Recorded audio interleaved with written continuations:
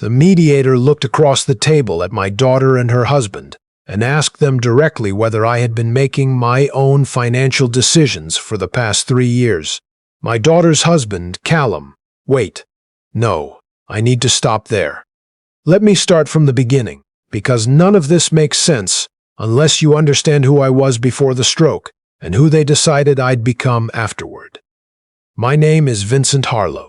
I'm 64 years old, retired pipe fitter from Sudbury, Ontario, 31 years with the same company. Good pension, decent savings, a house I own outright on Sir Bruce Lake Road that I've been maintaining since 1989. My wife, Lorraine, died 11 years ago, ovarian cancer, 6 months from diagnosis to the funeral. After that, it was just me and the dog and the garden, and eventually, my daughter Caroline and her husband Dwayne moving 40 minutes away to Espanola. I was glad when they moved closer, genuinely glad. I thought it meant family. I thought wrong. The stroke happened on a Wednesday in March 2 years ago. Not a massive one. The doctors called it moderate. Left side weakness, some speech difficulty for about 3 weeks, fatigue that lasted months.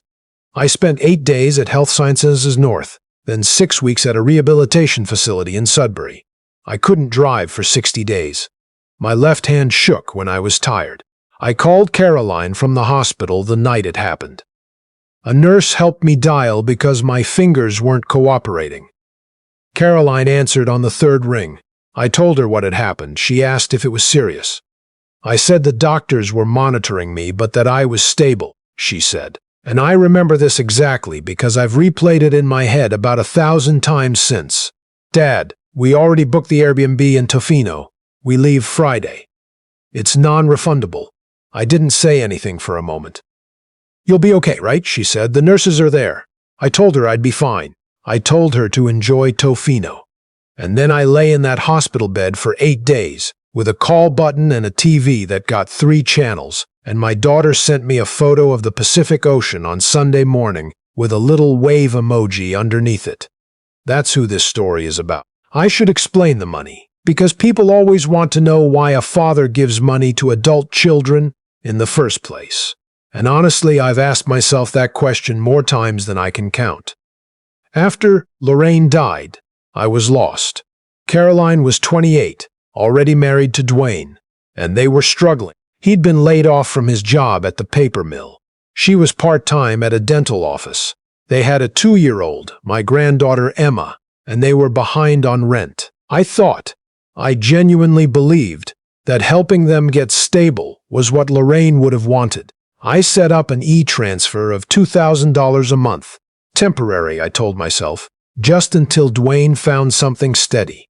Dwayne found something steady within 8 months. He got hired on as a shift supervisor at a processing plant. Good money. The $2,000 a month kept coming anyway, because I hadn't stopped it, and neither of them mentioned it. Then 3 years in, their lease ended, and I offered to help them buy a house in Espanola. $180,000, smaller market than Sudbury, decent place on a corner lot. I co-signed the mortgage and covered the down payment, $47,000 out of my savings. At the time, I thought of it as an early inheritance. I thought we were close. We weren't close, I understand that now. We had a financial arrangement that I had mistaken for closeness. After the stroke, the $2,000 a month continued. I was still recovering. Still not driving, still working through weekly appointments with an occupational therapist in Sudbury. My neighbor Bernice, who is 72 years old and sharper than anyone I've ever met, drove me to appointments, brought me food, sat with me on the porch when I couldn't do much of anything else. Bernice had lost her own husband the year before, and she understood what it meant to need company without having to ask for it out loud. She just showed up. Caroline came to see me once during those 6 weeks. Once. She stayed for 2 hours, mostly on her phone, and left before dinner because Emma had hockey practice. By September, I was mostly recovered. The shaking in my left hand had stopped. I was driving again. I was back in the garden, splitting wood for winter, cooking my own meals. But something had shifted in how I saw things. Lying in that rehab facility with a lot of time and not much distraction, I'd thought carefully about my life and what I was doing with it. I'd thought about Lorraine, who had worked until she was too sick to work and never once complained about money. I'd thought about Dwayne, who earned a solid salary and lived in a house I'd partially paid for, and who had not called me once from the hospital, not once from the rehab facility. I'd thought about Emma, who was 11 now, and who texted me memes sometimes and called me Grandpa Vince and was, as far as I could tell, the only person in that household with any genuine warmth in her. In October, I called my lawyer, a woman named Frances Dubois, who had handled my will since Lorraine's death. I told her I wanted to make some changes. I walked her through everything: the monthly transfers, the mortgage, the down payment, the Tofino trip. She listened without interrupting. Then she said, "Vincent, do you want to talk about what you're hoping to accomplish, or do you already know?" I already knew. I canceled the $2,000 a month by the end of October. No phone call to Caroline first, no explanation. I just stopped the transfer and waited to see how long it took her to notice. 4 days. It took 4 days. She called on a Saturday morning, voice careful in a way that meant she was trying not to sound angry. "Dad, I think there was an issue with your bank. The deposit didn't come through this month." I said there was no issue with the bank. Silence. "What does that mean?" I said it meant I'd decided to stop sending the money. More silence. Then, "Dad, we count on that." I said I knew. I said that was part of the problem. She hung up. 20 minutes later, Dwayne called. He was less careful with his tone. He said I was being dramatic. He said I'd had a health scare and I was making decisions I'd regret. He said the money wasn't about dependency. It was about family supporting family. I asked him where that logic had been in March when I was in the hospital. He said that was different because they'd already committed to the trip. I asked him what exactly was non-refundable about a family commitment. He hung up too. What followed over the next few weeks was a slow ratcheting of pressure that I can only describe as organized. First, it was Caroline calling every few days, alternating between hurt and reasoning.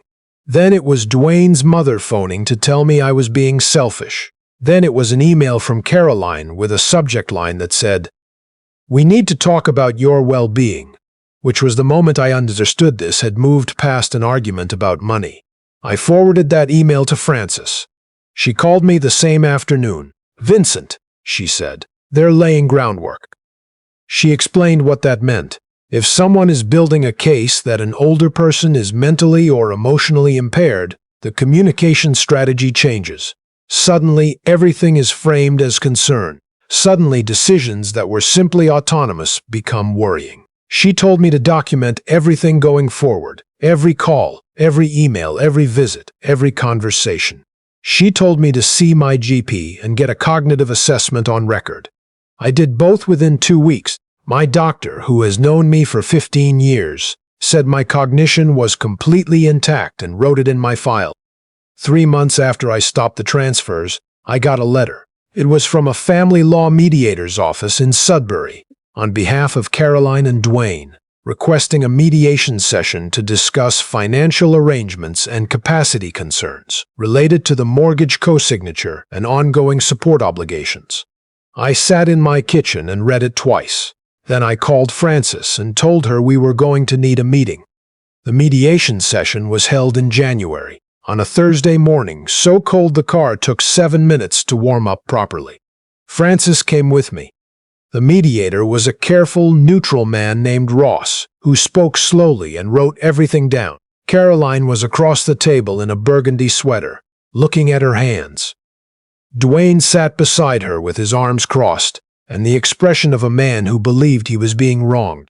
Their position, as laid out by their representative, was this: I had made a verbal commitment to ongoing financial support that constituted a dependency they had reasonably structured their lives around, and withdrawing it without notice caused material harm. They also raised, almost as a footnote, that my stroke might have affected my judgment, and that they had concerns about my long-term capacity to manage my own financial affairs. Ross asked me if I'd like to respond. I'd had 3 months to think about what I wanted to say. I'd written it out. I'd rehearsed it with Bernice on her back porch while she drank her tea and told me I was right. And then told me to practice being less angry when I said it, because anger would make me sound defensive, and I didn't need to be defensive. I was right, I said. Over the course of 11 years, I had provided approximately $240,000 in financial support to my daughter and her husband, including a $47,000 down payment on their home and co-signing a mortgage they could now, given their combined income, service comfortably on their own. I said I had done this out of love and out of grief, and out of a perhaps misguided belief that money could hold a family together. I said I had reevaluated that belief in March, lying in a hospital bed for 8 days while they were in Tofino, and that the reevaluation was rational, not symptomatic. I said I had a signed cognitive assessment from my physician, dated 6 weeks prior, indicating no impairment whatsoever. I placed a copy on the table. Dwayne started to say something. Frances put her hand up, not dramatically, just enough. Ross looked at the assessment. He looked at Caroline. He asked whether the capacity concern was based on specific observed behaviors or on the financial decision itself. There was a long pause. The decision seemed sudden, Caroline said quietly. Ross said that a sudden decision was not evidence of incapacity. He said that, in his assessment, the mediation had no grounds to proceed on capacity issues, and that with respect to the financial support, absent a written agreement, there was no enforceable obligation. He recommended they consult legal counsel before pursuing anything further, because pursuing it further would likely be expensive and unsuccessful. They consulted legal counsel. Legal counsel apparently told them the same thing, because I never heard from their representative again. What I heard instead was silence. 2 months of it, and then Emma texting me on a Tuesday afternoon. "Grandpa, Vince, are you okay? Mom said you guys had a fight." I told her I was fine. I told her none of it was her fault, and none of it was her business to worry about, and that she should focus on hockey and math, which she was apparently acing, and that I was proud of her. She sent back a heart emoji and a hockey stick emoji, and then, "Can I come visit in the summer?" I said, of course, through Bernice, who knew people the way people in Sudbury know people. I heard that things at Caroline and Dwayne's house were tense. Dwayne had started picking up extra shifts. Caroline had quietly gone full-time at the dental office, which she'd been avoiding for years, because she said she didn't like the commute. There was talk of putting the Espanola house on the market, downsizing to something they could manage more comfortably on their actual income. I felt something complicated about that. Not satisfaction, exactly, but a kind of recognition. This was what life on your own earnings looked like. This was what Lorraine and I had done for 30 years, and it hadn't been glamorous, but it had been ours. Dwayne called in April. Not the aggressive call I'd been bracing for. Something quieter. "Can we meet?" he said. "Just me." We met at a Tim Hortons on Notre Dame, which felt appropriately unromantic for the conversation we were about to have. He was there before me, already drinking a large double-double, and he looked the way people look when they've been sleeping badly for months. I sat down. I didn't say anything. I'd learned by this point that silence was the correct first move. "I've been doing some thinking," he said. "About the hospital." I waited. "We should have come back." He said it like he was reading it off a card, and then he stopped and stared at his coffee and tried again. "I should have come back. That's the truth of it." Caroline said the trip was paid for and I didn't push back. "And I should have pushed back because your father-in-law is in the hospital and you don't not go. You just don't," I said. "Correct." He nodded, kept looking at his coffee. "I've been telling myself it wasn't that serious," he said. "That you were stable, that the nurses were there, that you would have told us to stay anyway. But I knew that wasn't the real reason. The real reason was that I didn't want the inconvenience. And that's—" He stopped. "That's not who I want to be. That's not who I was raised to be." I studied him across that table. Dwayne is not a complicated man. He's practical, a little stubborn, better with machinery than with feelings. I'd never disliked him. Exactly. I'd just watched him become someone who didn't think very hard about what he owed other people. I wasn't sure when that had happened. Probably gradually. Probably the same way I'd let the money go on for a decade without asking what it was actually building. I said, I wasn't going to bring the transfers back. He said he wasn't asking me to.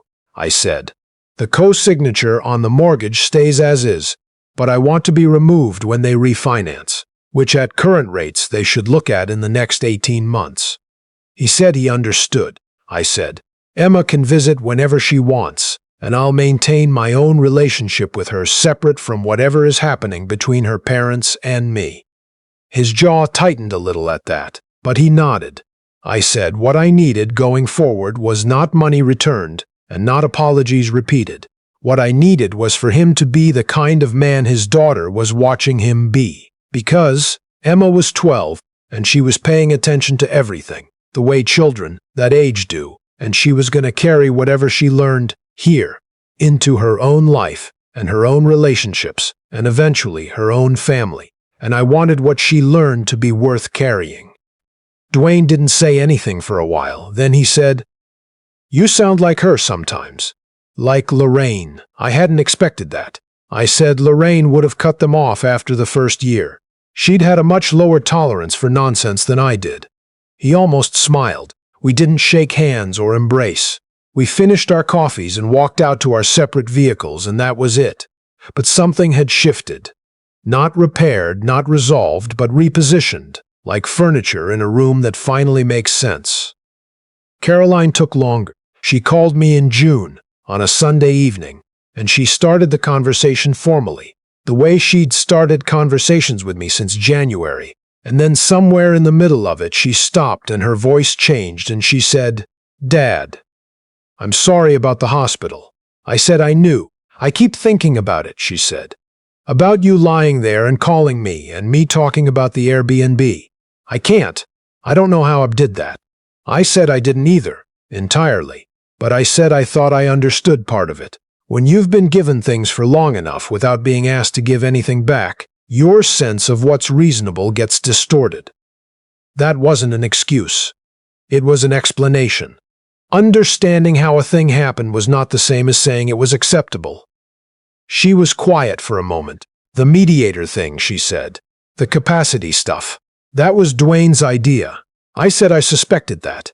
I said it didn't change anything, because she'd gone along with it and she was an adult who could have refused. She said, I know. We talked for almost an hour. I won't say it resolved everything, because it didn't. There were things said in that mediation session that I was going to need more than a phone call to move past. But by the end of it, we had agreed to have dinner together in July, the three of us. Caroline, me, and Emma. Because Dwayne and I had already had our version of this conversation, and because Emma deserved to have a grandfather and a mother in the same room without it being charged. Emma showed up in July with her hockey bag and a box of Timbits and strong opinions about what we should watch on TV after dinner. She ate 3 plates of my butter chicken, which had been Lorraine's recipe, which I'd finally learned to make properly about 5 years after Lorraine wasn't there to make it, and told me at length about her team's season and her science project, and a girl at school she had complicated feelings about. Caroline watched her and looked, for the first time in a long time, like herself. After dinner, Emma asked if she could go look at Lorraine's old garden out back, which I'd let go a bit over the winter but had replanted in May. I said, of course. We watched her through the kitchen window, moving along the raised beds, touching the tomato cages with the unself-conscious curiosity of a kid who was still in the age of finding ordinary things interesting. Caroline said, She's going to be okay. I said yes, she was. 12-year-olds with good hearts usually find their way. I'm going to try to be better, Caroline said. Not looking at me, looking at her daughter. I don't mean the money. I mean, actually present. Actually, a daughter. I said I'd settle for a phone call when something happened. A real phone call, not a text. She said she could manage that. I said good. Bernice came for coffee the next morning, as she did most Saturday mornings now, and I told her how the dinner had gone. She sat across from me with her mug and said, in the way she had that meant she was weighing things carefully before she said them. "Do you trust it?" she asked. I thought about it honestly. "I trust Emma," I said. "I'm watching Caroline. Jury's still out on Dwayne." Bernice nodded. "Fair. But I'll give them the chance," I said. I didn't stop the money to punish them. I stopped it because I finally understood that what I was doing wasn't generosity, it was avoidance. Paying them not to notice that we didn't actually have much of a relationship. That was on me as much as them. Bernice gave me a look over her coffee mug that I had come to recognize as the look that meant she agreed, but was going to let me sit with it rather than validating it too quickly. The mortgage on the Espanola house is still in my name as co-signer, but Caroline and Dwayne made their last few payments on time, and their bank has indicated they can refinance independently in the spring. When that happens, my name comes off. That's the last financial thread between us, and when it's cut, it will be just family. Whatever that turns out to mean for us, rebuilt from something more honest than money. Some evenings I sit in the backyard and look at Lorraine's garden and think about the years I spent trying to hold things together with transfers and down payments and quiet sacrifice, and I understand now that the stroke was the kindest thing that happened to me in years. Not because it wasn't frightening, it was. Not because lying in that hospital bed alone wasn't one of the loneliest things I've experienced since the week after Lorraine died, but because it showed me, without ambiguity, what I actually had. Who showed up and who didn't? Bernice showed up. Emma sent me a hand-drawn get-well card with a hockey stick on it and wrote, "Get better soon, Grandpa Vince. Love you lots," in handwriting. That's still a little lopsided. That's what I had. The money was never the point. I understand that now in a way I didn't at 62, sitting in that rehab chair, watching a TV that got 3 channels and waiting for a call that didn't come. The point is who you are when it costs you something. The point is whether the people you've built a life around will cancel a vacation. I'm not bitter. I want to be clear about that. I'm 64 years old, and I live in a paid-off house on Spruce Lake Road, and I have a good doctor, and a good lawyer, and a neighbor who drinks her coffee black and tells me the truth, and a granddaughter who eats 3 plates of butter chicken and has strong opinions about TV. I didn't get here by being easy to take advantage of. I got here by finally deciding to stop.